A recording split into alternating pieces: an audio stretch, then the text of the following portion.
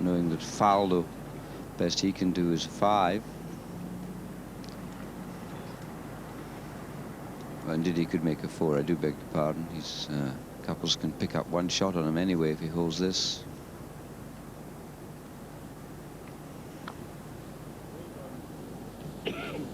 Beautiful line. Oh, just needed a fraction higher.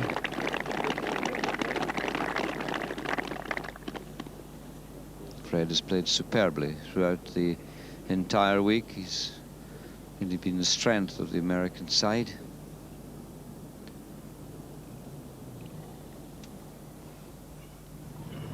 Mark James at the 17th, putt for a 4.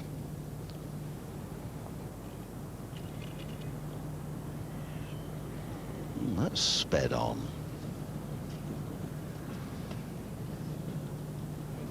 But he's got shots in hand.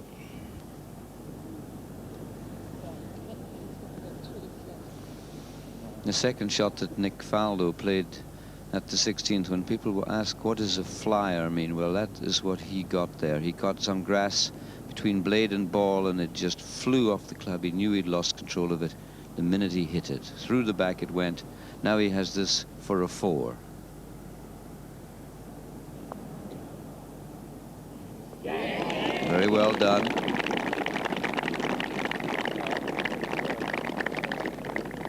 Still the opportunity. You've seen what happened to Payne Stewart at the next hole. It's happened to many great players in their career. Fred Couples, well, we don't want to wish him any ill, but he's got a 4 and he leads by 2. There you are, 4 under par. Excellent golf. I had a 5 under par round this morning and they make their way not far to the 17th.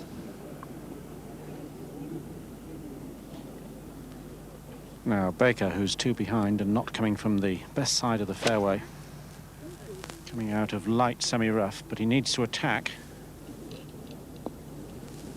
Well, that's a pretty good shot from there, although it's finished some, well, 18 yards or so away, but didn't get a very good kick off the left edge of that bunker bank. Now Daly is going to be next, and he's only hit a magnificent drive, only 70 yards to go. Just a little flick with the Sandown. So there's another birdie chance for Daly, but Baker, it's more 2 putts for a par than anything obvious for a birdie.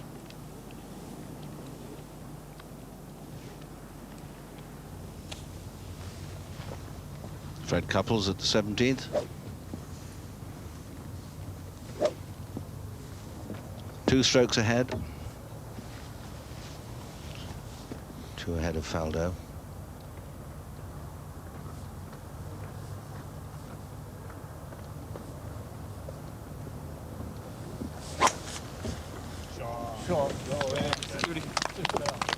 That's shaped round the corner quite beautifully.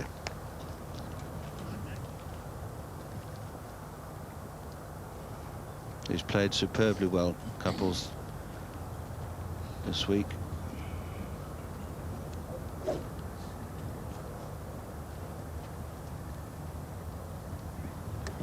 Now Faldo.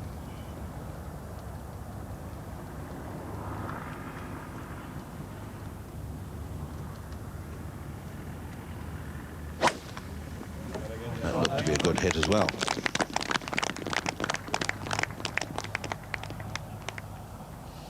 Yeah, it's coming round beautifully. 2 fine shots.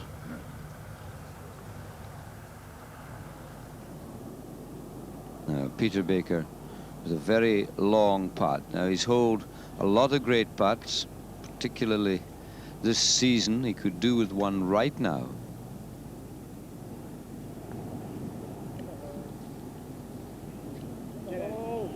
It's a beauty. Oh, and it shaved the edge. I was about to say seaside links are not easy places to read greens. The undulations, well, they're nearly centuries in some of the greens. Nothing's been changed. And the last little borrow took it away. It was a very good 4. Awkward second shot he was faced with. However, it makes John Daly feel a lot happier. He doesn't hang about. He's so quick at playing golf. This is for a 3.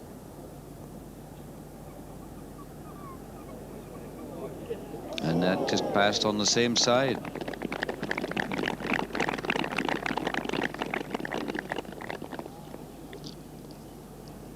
Well, there have been many people waiting to see him play the old course at St Andrews. He's beginning to get a grip of it, even if he is only 1 under par.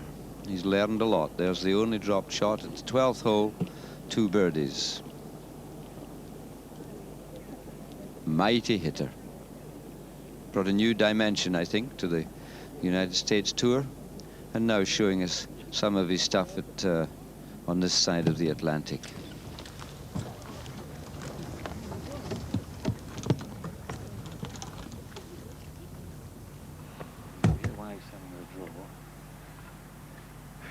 Nick Faldo on 17 now. What's he going to do? He's just hold a very good putt. I bet he wishes he could have done that the hole before, where he had another very makeable putt. He's still 2 behind Fred Couples, who really has been outstanding player this last 4 days. 225 yards to go, Nick Faldo's got. Just a bit of shadow there of the hotel with the setting sun on the right-hand side in the west. Yeah, long iron into this green now. He's got to be careful. He wants to give himself a chance, but he doesn't want doing stupid. It's one of those awkward things. What do you do? Do you really go for it or what? I think he's going to have a crack at it. Just to the right of the flag and let the contours do the work. Doesn't want to end up on the road, of course, because that would be kaput. Really hasn't been slightly out of sorts this week, Nick, but always a fierce competitor. Hates losing.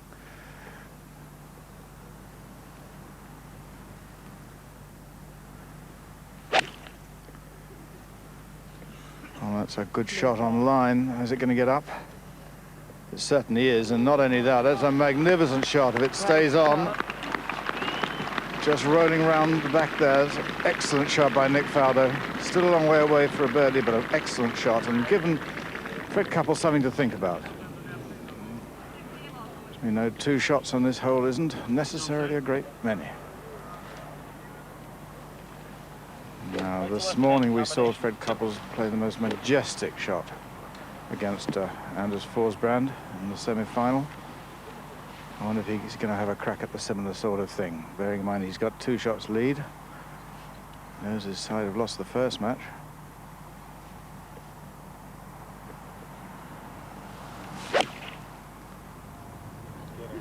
Well, that's gone left. Now he's taken the other route. Probably hasn't hit as far as Forsbrand, but don't think he's anywhere near the berm. But he's given himself a straightforward chip up to the pin. It's not a bad place to come from, that, as long as you get the distance right.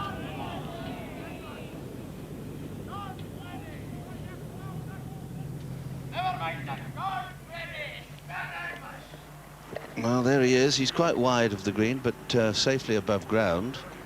And, well, there's really nothing dramatic in the way there. Certainly do no worse than a 5. Mark James, the end won by 4 strokes. Rather slapdash towards the end, 70 to 74. And John Daly is allowed to play. The little man at the corner has waved the flag. Fairway is clear, and he's missed it. He's in an awful spot on the left-hand side. Well, anything could happen yet. It's not all over. Now Baker. He hit a glorious shot down here yesterday, and he's followed it with a cracker this afternoon. That's perfectly placed.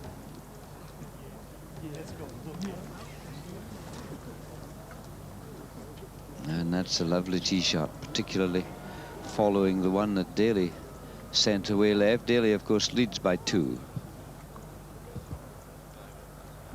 So England have 1 point on the board after Mark James's 4-shot victory over Payne Stewart, but of course they have to get another, and at the moment the USA are up in both by 2 shots. Although John Daly's not on the best place off the tee at 17. Peter Baker's right in the middle of the fairway. Nick Faldo could hole a putt for birdie. Fred Couples could take 5.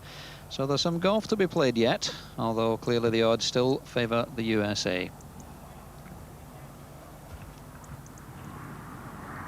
Oh, this is a great place to view golf, all down the side of the 18th, overlooking the fairway. Fine old buildings, very solid and proud.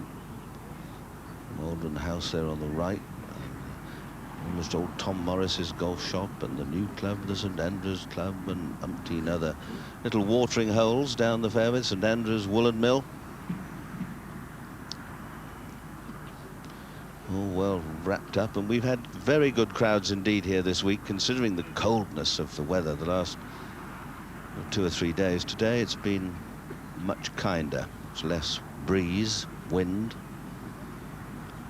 and well, it's always nice to come to the old town and see the golf and meet our friends. It'll be 2 years before we're back again, sadly, but we'll be here with the BBC.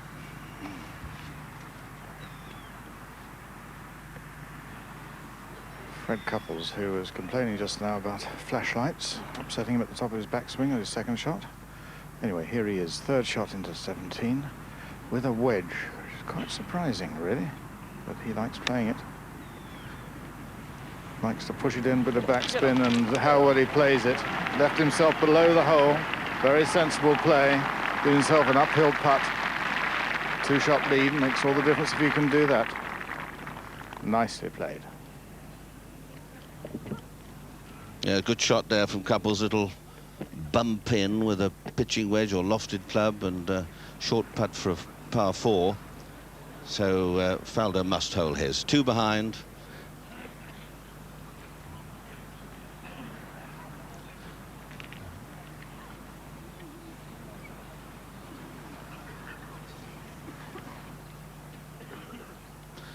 There's the hole, and you can see the old paint's a bit faded. It's a little bit gloomy. Remember, there's about an inch deep. There's a cup, a metal or plastic cup goes in the bottom of the hole, but the top inch or so is actually soil or sand. So, so as to cushion the ball when it hits the hole. If it was a metal rim right up to the top, it would bounce out. The ball would bounce out. And if you put too much of a crusty substance on it, the ball can spin out. So I know you at home write in often and say, you know, can't we see it more clearly? But 'tis there. So Faldo for a 3. 17th, 2 behind, Fred Couples.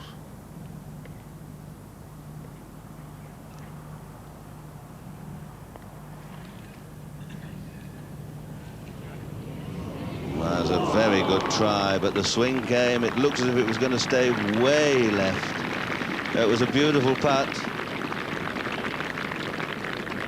The only thing missing was the desired drop. That's what you call a nice 4. Good drive, beautiful second. Handsome putt. But a 4.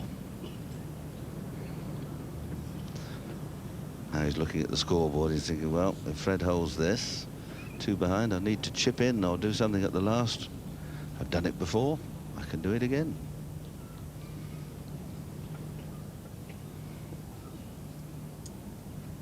Seen lots of shortish putts missed on this 17th green, but not quite so much from this side. This is, if there's any slope at all, it's pretty straight up. It's towards Fred. It might be a touch right of centre, but a good firm putt. If he dribbles it, it could tail away.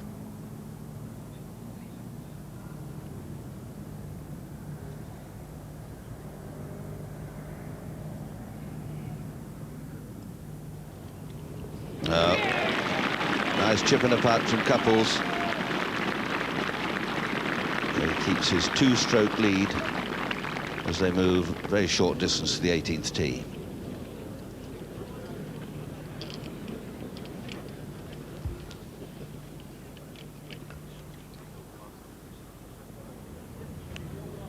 You can see the lights on at the clubhouse, lighting up the Royal and Ancient clubhouse. It is a wondrous sight. monument up there on the right.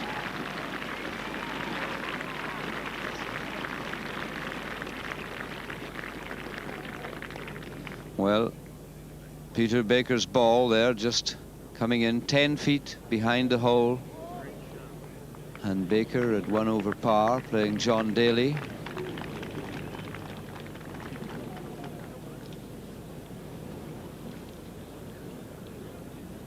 J Daly, who played a very wayward tee shot into thick rough, has had to hack it further down the fairway. And there it is. It is just to the left of the 18th tee, where Fred Couples is about to drive.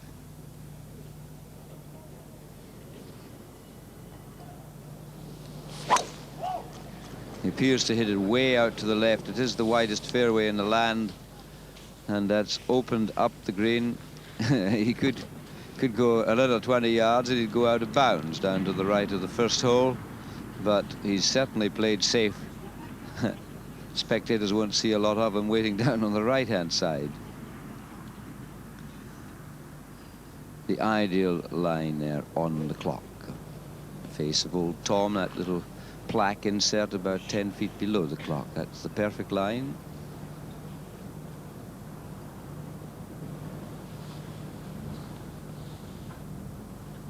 I think that's a pretty good tee shot. But the fact that he didn't make 3 and Couples made 4, well, he's got to do what he did from a similar spot in the Open Championship, chip it in for a 2.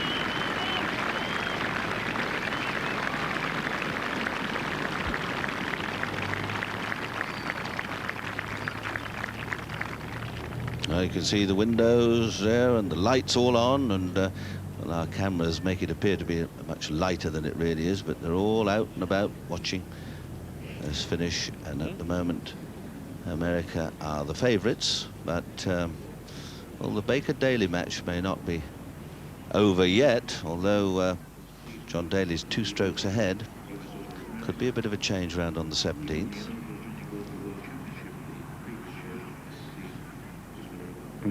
Daly played a very good second there, very sensible shot, wasn't a good lie. Baker only 8 or 9 feet away in 2. But Daly's done well. That was good, intelligent play with the second shot, and a very fine putt there. That was from the best part of 22 or 3 yards.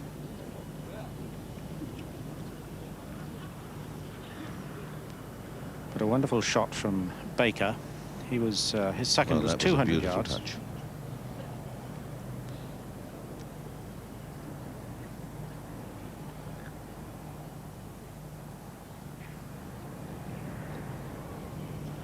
Well, Peter Baker has a putt for a 3, and not quite the same line as Nick Faldo a few moments ago, but it from the way Faldo's ball ran, this one must turn left to right somewhere along its track to the hole.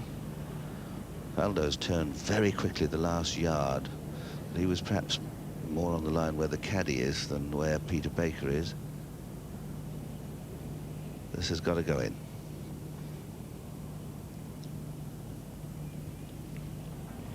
No, it's caught the top edge. Just caught the top edge. And so both Baker and Faldo played the hole quite beautifully, but got 4s when they needed 3. Daly with this little one. Oh, I tell you what, that was reluctant. It disappeared. So the United States now very much in control of things, unless we see some sort of magic or failure on this final hole. Now, Daly's been lashing them up this hole. Has just got the 1 wood or 1 driver in the bag. We need these people cleared out front, please. Yesterday, Daly launched one over the spectators, over everyone, Bruce, to the back of the green. I don't think he'll do it today, will he? Well, he can certainly just about get to the green. The fact he knew he could get to the green, and he didn't wait for those up ahead. He didn't adhere to one of the finer points of the etiquette of the game. You don't drive till those ahead of you are out of range, or if you can reach the green. Although he looks as though he's going to stay there now. Couples his second shot. He's taken the Valley of Sin, which is on the right of your picture, right out of this equation. It's just a flat shot across in front of the first tee. Still going the lofted route.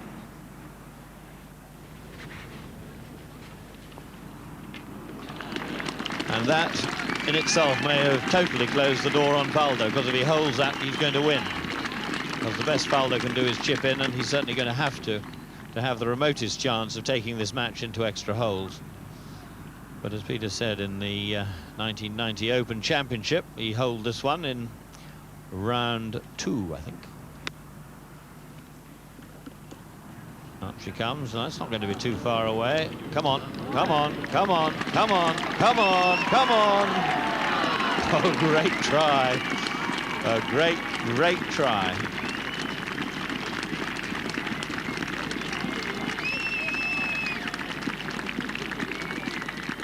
Ah, well, if they do go in, there's an element of luck, and maybe he's used all his up on this hole. With a great try to the very end. Ladies and gentlemen, representing the United States of America, couples representing England, N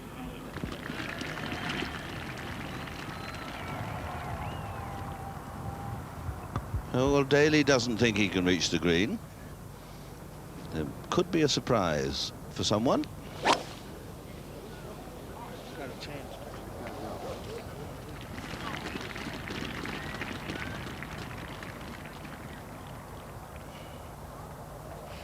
Well, that's a big drive and not all that far short of the green.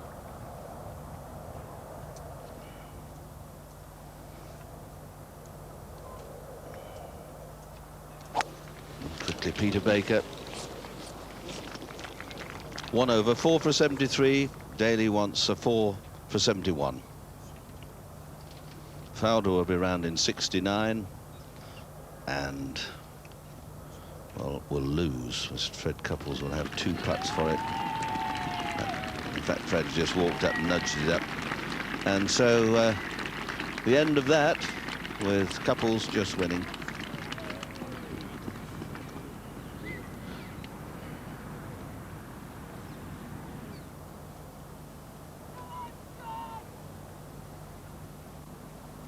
Well, Peter Baker, you can see quite a long way back. He's had a good week, though, Baker. He's played some very good stuff indeed. And we'll see him next week at the World Match Play Championship.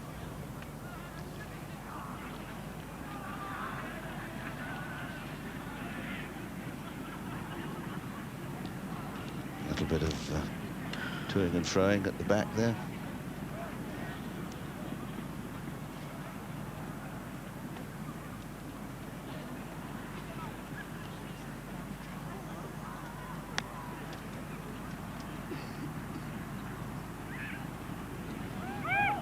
Well, that did pretty well.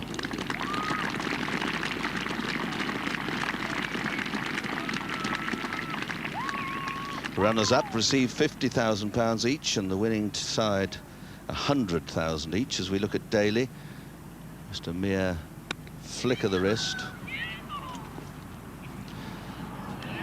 what a lovely flick of the wrist it was, just nudges it up. He might be worth having a little wager on for the to win this championship when it's played here in a couple of years' time.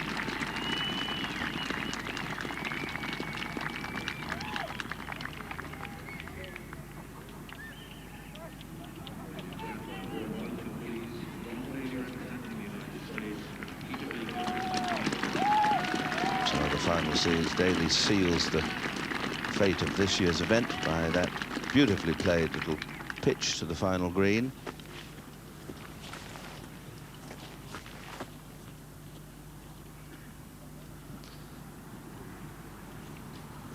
Baker for a 3 at the 18th. Has he hit it hard enough? Really not quite. The play comes to an end.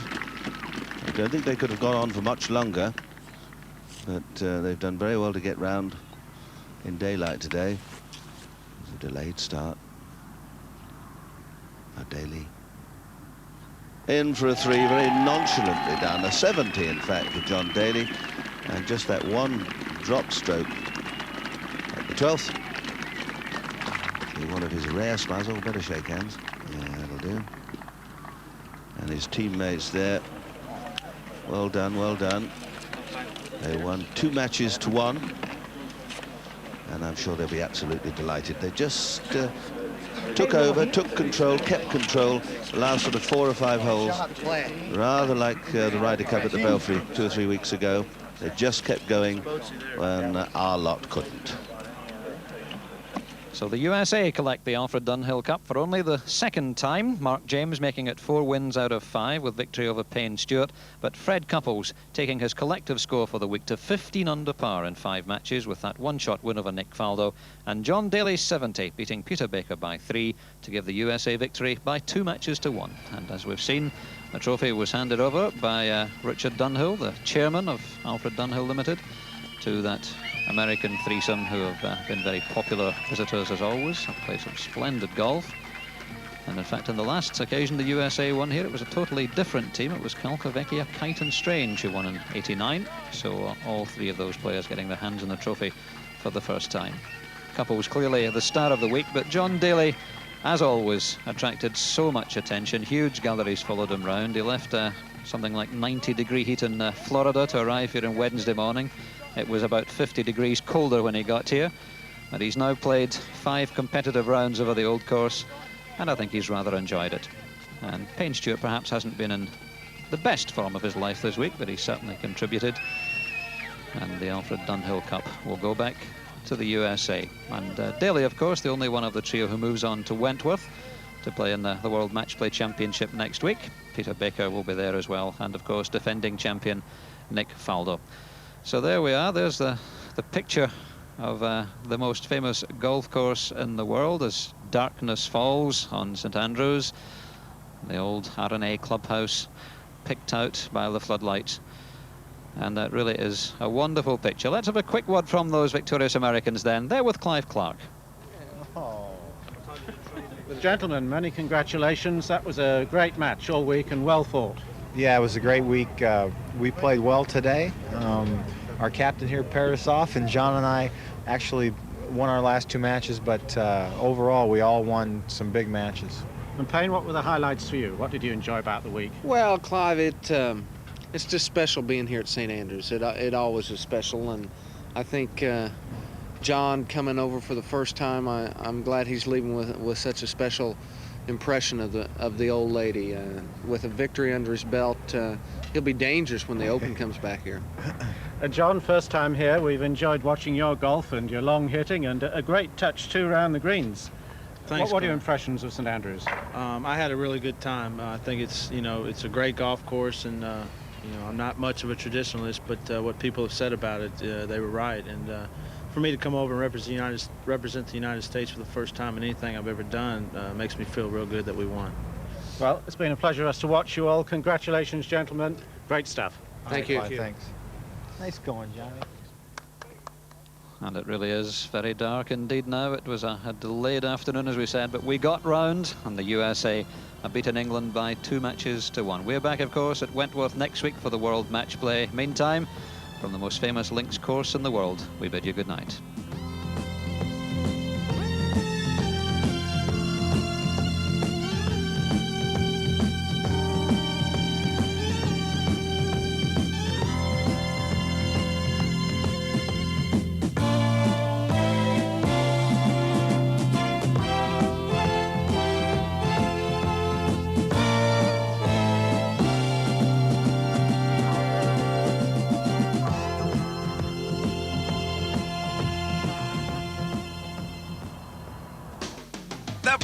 Now, Wilbur Hash is this very funny guy.